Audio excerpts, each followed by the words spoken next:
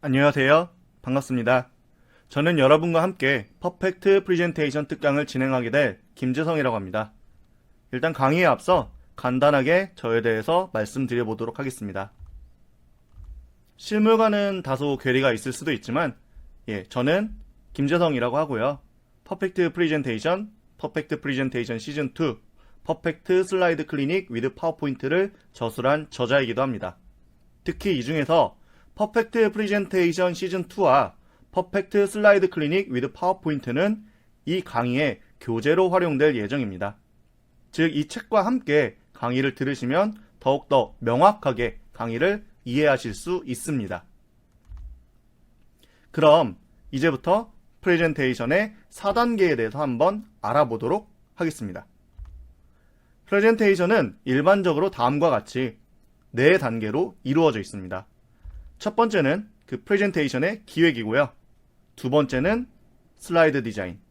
그 다음에는 발표 준비와 발표 연습이 필요하겠죠. 마지막으로 실제로 청중 앞에서 진행하는 실전 발표가 여러분을 기다리고 있습니다. 그러나 이런 4단계를 이야기하기 전에 여러분들과 제가 나누어 보고 싶은 이야기가 있습니다. 바로 프레젠테이션의 목적이 되겠습니다. 아마도 이 강의를 듣고 계신 모든 분들께서는 프레젠테이션이라는 단어가 참 익숙하실 겁니다. 왜 그렇게 익숙할까요? 다음의 환경들을 한번 살펴볼까요? 어떻습니까? 우리가 흔하게 접할 수 있는 환경들이라고 생각을 합니다. 첫 번째는 여러분이 이직을 준비하시거나 여러분이 취업을 준비하고 계신다면 면접 보면서 PT 면접을 볼 때가 있습니다. 그렇게 해서 회사를 입사하게 되면 수시로 회의와 보고가 기다리고 있죠.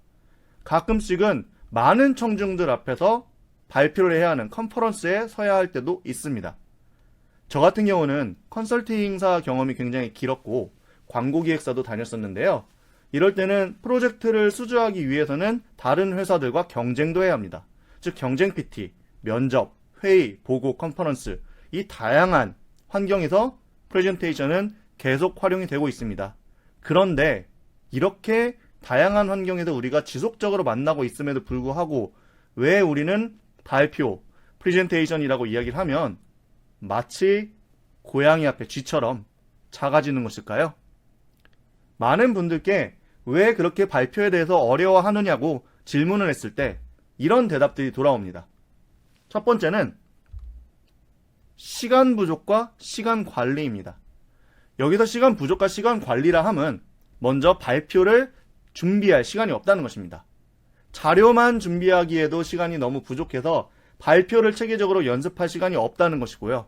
두 번째로는 실제로 발표를 진행하는 과정에서 내가 어느 정도 시간을 썼는지 혹은 어느 정도 시간이 남았는지를 정확히 체크하지 못해서 발표가 너무 일찍 끝나거나 너무 늦게 끝나는 경우가 발생한다는 것입니다. 이런 식으로 시간을 관리하는 것이 어렵기 때문에 프레젠테이션에 대해서 두려움이 있다라고 말씀하시는 분들이 많습니다. 그리고 이런 것도 문제가 되죠. 많은 사람들 앞에서 발표를 하게 되면 자연스럽게 긴장이 되게 됩니다. 이게 심해지면 무대 공포증으로 이어질 수가 있는 것이죠. 더듬더듬 조심조심 발표를 간신히 마쳤습니다.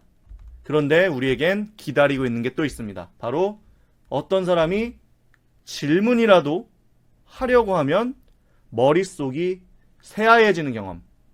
아마 누구든 한두 번은 가지고 계시리라 생각합니다. 그런데 저는 이런 이야기를 한번 해보고 싶어요. 갑자기 이제 햇살이 들어오는 이런 나무와 햇살 굉장히 아름답죠? 이 나무가 어떻게 존재할 수 있을까요?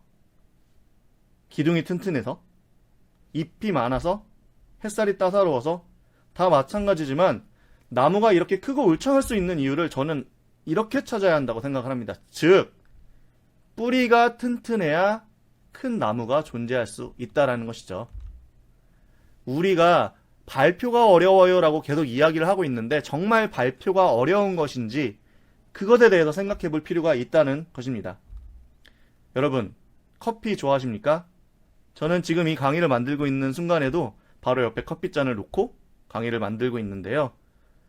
아마도 대부분 커피를 좋아하시고 즐겨 마시리라 생각을 합니다. 자, 그런데요. 이런 걸 한번 볼게요. 저 예쁜 잔과 잔 받침 안에 이렇게 맛있는 커피가 있다면 다행이지만 만약에 이 안에 지금처럼 담배꽁초가 있다면 어떨까요? 아무리 겉모습이 예쁜 잔과 잔 받침을 가지고 있더라도 담배꽁초 때문에 결과적으로는 엉망이 되어버리겠죠.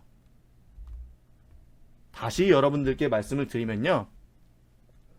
발표는 여태까지 여러분들이 준비한 것을 바깥에 내어놓는 과정이긴 합니다. 그런데 잘 생각해보면 여러분들이 발표가 잘 된 때가 있었을 것이고 그렇지 않았던 때가 있었으리라 생각을 합니다. 즉, 발표할 내용이 충분히 갖추어져 있고 그 내용에 자신이 있으면 프레젠테이션도 자신감 있게 발표해서 결과가 좋았을 것이고 그것이 아니라 발표할 내용이 잘 갖추어져 있지 않거나 시간이 부족해서 제대로 발표를 준비하지 못했다면 어땠을까요? 네, 발표 역시 자신감 없게 진행되어서 원하는 결과를 얻지 못했을 가능성이 큽니다. 즉, 저는 내용물이 발표의 내용이라면 겉을 바치고 있는 것은 프레젠테이션이라는 것과 동치시킬 수 있다고 생각을 합니다. 다시 말씀드리면 내용물도 굉장히 중요합니다. 그리고 내용물을 잘 준비해야 우리가 발표도 자신감 있게 할 수 있죠. 다만 그럼에도 불구하고 겉모습, 즉 여러분들의 프레젠테이션 스킬은 고도화될 필요성이 있고 고도화되어야 한다는 것을 의미합니다. 즉 내용물만큼 겉모습도 중요하다는 이야기겠죠. 그래서 여러분들의 컨텐츠도 굉장히 중요하지만 여러분들의 프레젠테이션 역시 중요하다는 말씀을 드리고 싶습니다. 여러분들께 질문을 한번 해볼게요. 좋은 프레젠테이션이란 어떤 것일까요? 정보를 잘 전달하는 것, 알기 쉽게 설명하는 것, 여러 가지가 있을 수가 있겠습니다. 여러분들의 생각을 한번 정리하신 다음에 제 이야기를 들어보시죠. 자, 좋은 프레젠테이션. 이렇게 한번 질문을 바꿔볼게요. 내일 있을 학기말 발표, 다음 주에 있을 취업 면접 프레젠테이션, 모레 있을 임원 보고, 투자 유치를 해야 되는 프레젠테이션. 도대체 이걸 왜 할까요? 하는 이유는 명확합니다. 학점을 잘 받기 위해서, 입사시험에 합격하기 위해서, 업무가 성공적임을 알리기 위해서, 투자자들에게 투자를 받아서 자금을 모으기 위해서입니다. 많은 분들이 설명하는 활동이라고 발표를 생각하고 계시는데요. 그게 아니라는 거죠. 보시면 전구를 손으로 잡고 있습니다. 즉, 전구는 여러분들의 생각이고요. 손은 청중이라고 생각해 주시면 됩니다. 많은 분들은 프레젠테이션의 목적을 청중을 이해하는 것이라고 생각을 해요. 하지만 방금 전에 들어봤던 구체적인 예시를 생각을 해보면 청중이 단순히 이해하는 것에서 그치면 안 됩니다. 청중을 설득시켜서 행동하게끔 해야 한다는 것이죠.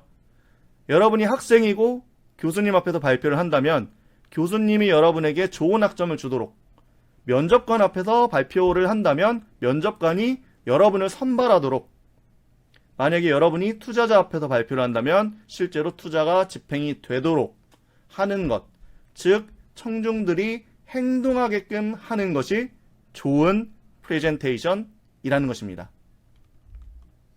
그래서 여러분들은 청중이 행동하는 프레젠테이션을 위해서 과연 무엇부터 해야 할까요?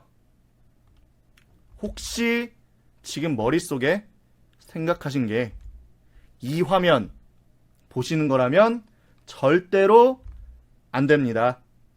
바로 여러분들은 슬라이드 소프트웨어를 먼저 켜시기 전에 프레젠테이션 기획을 시작하셔야 한다는 것입니다. 그 프레젠테이션 기획법은 다음 시간부터 알아보도록 하겠습니다. 지금까지 들어주셔서 감사합니다. 다음 시간에 뵙겠습니다.